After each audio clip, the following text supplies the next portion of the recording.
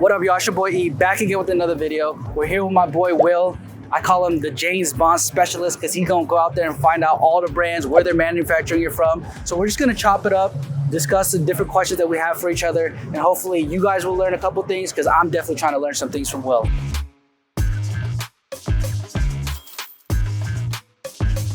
Why do people use blanks?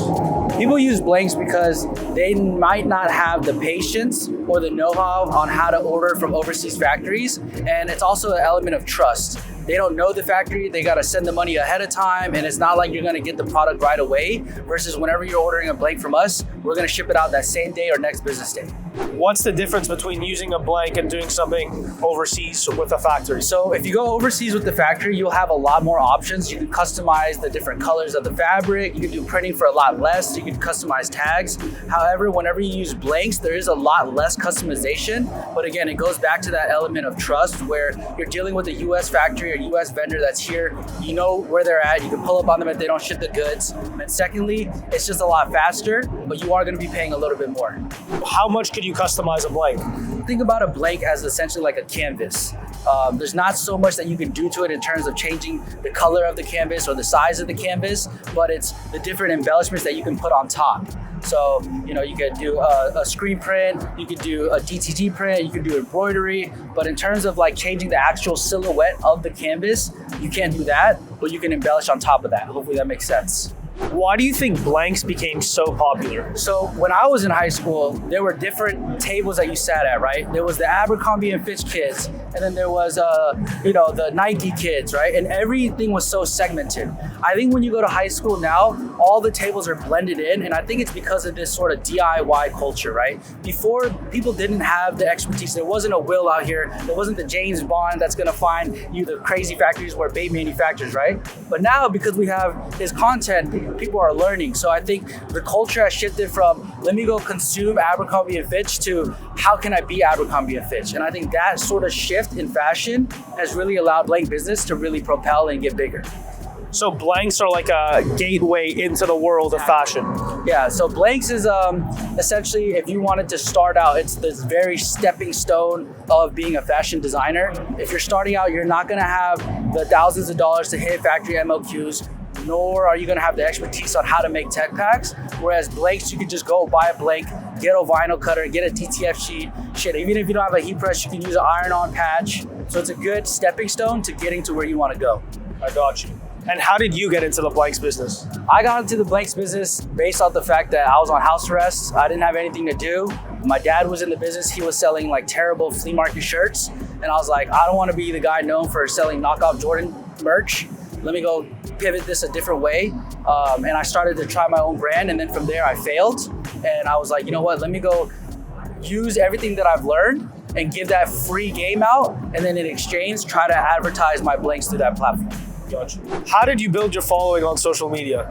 In the beginning, I just made a lot of terrible videos. I mean, if you scroll all the way down, you can see the first couple of them. They're literally like me on an iPhone, just talking into the camera. A lot of people who want to get into the social media space, two advice that I have for you is one, you gotta be consistent. You gotta post and you gotta make content every single day. And it doesn't matter if you don't get any views, you just gotta keep doing it because it's gonna snowball. The second thing is you gotta be different. A lot of the guys that come out here and make the content for this sort of space, they're very proper, they're very corporate. You guys know me, I just keep it real and I'm gonna say what I say and I'm gonna do what I do, and people like that authenticity. So always be different and always be your genuine self. In the beginning, when you started off in the world of content, what are the biggest challenges you faced?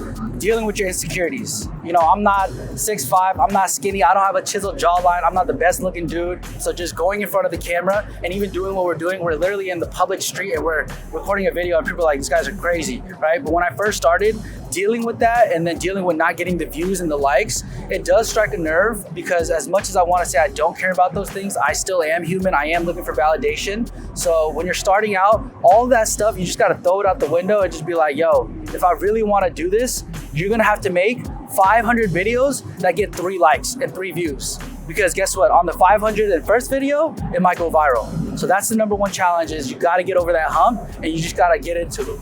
What do you think helped you grow? So one of the first things is that I was consistent. I have this philosophy, it's called spam the chat. All we do is we spam the chat every day. I talk to Vivek and I tell him, hey, we need to be posting 2 to 3 organic reels that we created, and we need to do it every single day. And the second thing is that a lot of people in my industry, they're a lot older than me. They're a lot more aged out. They're not on Instagram watching Shade Room. They're not looking at the newest rappers. They're not interested in Marnies and these crazy brands. They're interested in having a family. So they don't really consume the content that I consume. So I have a better perspective than them. So whenever you're doing content, make sure that you're attacking the white space. What is it that you can bring that's different than everybody else? And then how can you go and tell that story? And then you gotta just do it every single day. And how do you come up with all these ideas? How do I come up with all these ideas? I think you just really gotta have a passion for it, you know? At the end of the day, remember this, if you wanna go create another wholesale page that sells blanks and you wanna compete with me, guess what? I'm waking up every single day at 7 a.m. and I'm coming up with ideas, and not only am I coming up with them, I'm shooting them. Why? Because I love this. It's not about the money, it's not about the followers, it's not about the views. I genuinely have a passion for what I do in life, and I wake up every day and I love doing it. So that's the number one differentiating factor. How important is it to be passionate about creating the content that you're making? If you're not passionate, if you're not genuine, it's not gonna resonate. Because even though you've never met me in real life, a lot of you guys on the other side feel like you know me and you know what I stand for and who I am. It's because you feel that authenticity and you feel that passion in these videos. So if you're not passionate and you're just doing it to check the checkbox, it's not gonna go viral, you're not gonna go crazy, and you're gonna look like every other creator that's out there. What is your process for coming up with viral video ideas? So I have a couple different things. The first one that I'll do is I'll go see something else that's viral, and then I'll recreate that in my own voice. So for example, there was a video that said 5 tax write-offs for photographers. Essentially, I did the same video, but I just changed it to 5 tax write-offs for clothing brands. So that's the easiest way. At the end of the day, imitation is the best form of flattery. So if you're starting out and you don't have your own voice, go and copy a Superline video, go and copy a Will video. It's not gonna be as good as ours because we've been doing it, but you're gonna learn and you're gonna develop your voice, and then eventually you're gonna find out what your lane is and what your expertise is. Good artists listen, great artists steal. That's it. You guys can see that my boy Will, he's an international man. He got a lot of taste, he got a lot of culture, he's been around the world, right? What are some things that you do to develop your taste? A very good question. I think you literally said it when you asked. It's being international. Traveling for me is a very, very big source of inspiration because it keeps your mind open and it exposes you to a lot, right? If you look at a guy like Steve Jobs, the reason he was able to create so much, a lot of it can be attributed to the trips he took to India when he was young and his Buddhist lifestyle and exploring different ways of living that a lot of other people haven't explored. So he was creating a new iteration of human. It was like there's never been like an American who like was very into technology and then traveled to India, and then like it's just like this new combination that's bound to come up with a whole new set of ideas. So I think traveling is incredibly important to open up your eyes, give you more taste, and I think it's really important to buy what you like and what fits you well, as opposed to buying what looks good on somebody else and what's popular at the time. So I guess you gotta travel, you gotta have experiences, and from there you'll learn and see new things, and then you kind of bring in what you like and develop your own taste that way. For a lot of our younger audience, right, let's say they're working an hourly job or they're at Amazon picking orders, right? What are some travel hacks that they can use to go and travel the world? Traveling's become the easiest it's ever been. Like, you know, there's apps like Skip Lag where you can literally get prices on flights that are so cheap, and this is not a sponsor, it's just a great app. So you can do that, you can book flights on points, so that's pretty easy. And nowadays, you could take a trip for 4 days and it's fine. Like if you're working a week-to-week job and you have to be there Monday to Friday, you could take off like the Friday and the Monday, do a 4-day trip to somewhere nearby and get a lot out of it. Like you're not stuck just because you work in a certain job, you know what I mean? I think the other element of that is, if you're traveling, think about it this way. If you're working a 9 to 5, you have 40 hours a week, right? You don't have a lot of time, you don't have a lot of money. Well, when you do go travel, are you going to go party with your boy in Vegas? Or are you going to go to a trade show in Vegas? Are you going to go to Miami and pop bottles? Or are you going to go to, you know, another factory and learn? So think about it this way too, is that you only have so many options to go travel and so many chances. Make sure you're not throwing them away and just getting zooted. 100%. And you want to work.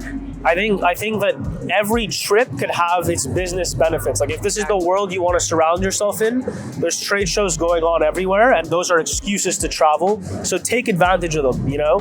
It's so important to do this while you're young, because this is how you discover who you are and build your personality and build your cards, your house of cards. And you can have fun. Like me and Will, we're about to have a drink tonight. We're about to go crazy, but we also working and we also learning about factories. So that's another hack, is that you don't always just have to go travel for fun. You can mix in business and pleasure, but guess what? You gotta make sure you do the business. How do you get factories to reply to you? So I'm gonna answer this the best way I know how, from my oregano business. Listen, if you go to the factory and you're like, yo, I just need 7 little spices of oregano, what are they gonna say? Next, go down to Walmart, go down to Kroger, get the oregano there, right? But if you go to the factory and say, hey, I need 20 pounds of oregano, guess what? They want your business. They want to answer that phone call. So the number one way is volume. At the end of the day, everyone comes to these shows for one thing: to feed their families and to make a living. And the best way to do that is volume. A lot of people go on Alibaba and they do all of these inquiries and stuff, right? And factories never respond to that. What is the number one advice you have for a factory to come and respond to you? If they're not responding, you're not properly prepared, because factories are looking to make money. They're looking for business. Simple as that. So what does properly prepared mean? It means having a great tech pack, having a proper budget, and most importantly, have an MOQ, a minimum order quantity, that is high enough. If you are going at them with 20 or 30 units, they don't want to do business. If you're going at them with a few hundred units, which is their actual minimums, they might be interested. So that's the biggest piece of advice I can give. So a lot of the followers out here, they're watching the videos of the factories, right? Why is it that these factories are asking for 50, 100, 200 piece MOQs? Why can't they just do one piece? Well, there's a lot that goes into making a garment, right? So the way a factory is set up is everything is in a line, okay? So first, you have all the fabric that comes in. Then it needs to be rolled out. Then it needs to be cut, sewn, go to quality control to make sure that everything is intact. Then it needs to be packaged and then shipped. So there's a whole line that's set up with a lot of employees that go into it. For them to set up the entire line, tune all of the machines, the sewing machines, to follow certain garments, all for one garment, it's very intensive. Now, sometimes factories have sampling rooms where they can quickly do it for one garment for a sample. But to do like a run of 50 units inside a sampling room that isn't properly set up is very difficult. That's why a lot of factories will struggle taking less than like 150 MOQ. And even at that, it's a very small quantity. They're probably doing you a favor. In my opinion, if a factory tells you they can make 50 units of something, run, okay? And this is why. Unless they are your best friends or a close family friend or an insane connection that owes you a big, big favor, there's no money in it for them. Why don't we break down the economics of it? Say they charge you $50 per hoodie for 50 hoodies. It's $2,500. What do they have to do now? They have to go buy fabric. They have to pay for like 7 or 8 different employees to get involved in that entire process. They have to occupy all of those machines. They have to package the product. They have to ship it to you. At the end of the line, over 50 units, they're gonna be left with $0 if they're lucky, and a lot of lost time. So in order for them to be accepting that kind of order for like $2,500 for 50 units, there's probably some pretty sketchy stuff going on inside the factory. That's number one. Even if you're in a third world country where wages are much, much lower, it's very sketchy for a factory to be taking on those kinds of units. And a lot of people who are placing 50 unit orders with factories don't actually know what's going on inside those factories because they haven't visited them. Come to a trade show, interact with these people, and you'll see that nobody here is gonna take anything under 300. Maybe if you bring them a nice gift, a bottle or something, they might say, okay, we'll do 200 for the first order because we know you'll do more after.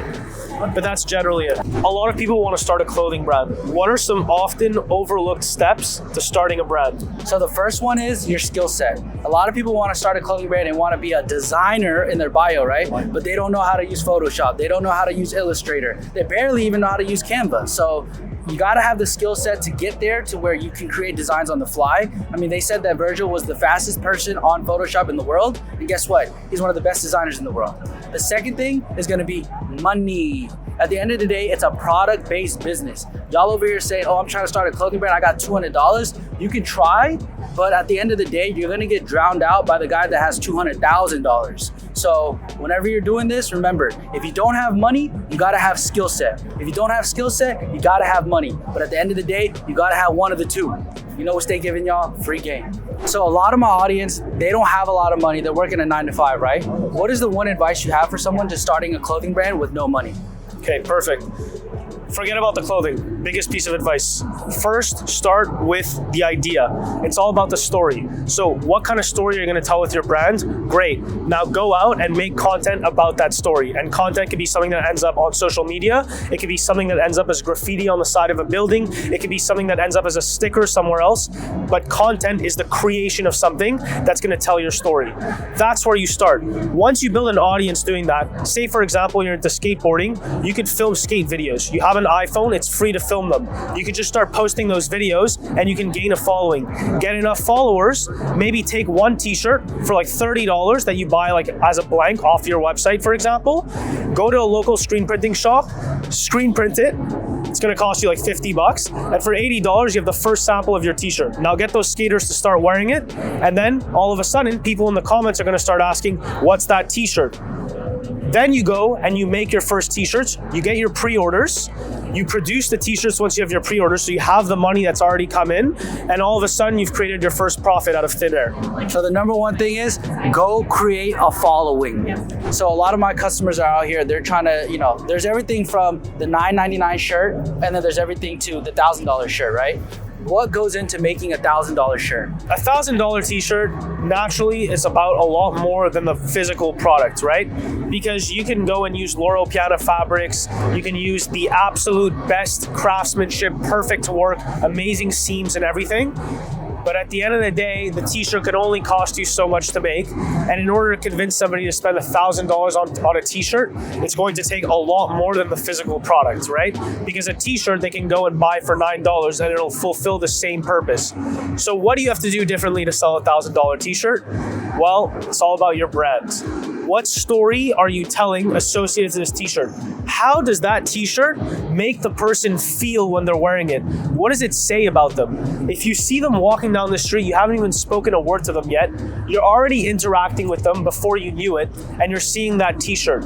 What are you gonna think when you see that t-shirt? So whenever you're starting your brand, if somebody's wearing your shirt, they should know exactly what type of person you are and what you represent, just based off of your shirt and your brand. And that's gonna wrap it up, guys. Hopefully you learned something. I learned a lot from my boy James Bond. He'd be teaching me about class, style, culture. I'll be lacking in that some of the times. Hopefully you guys learned something too.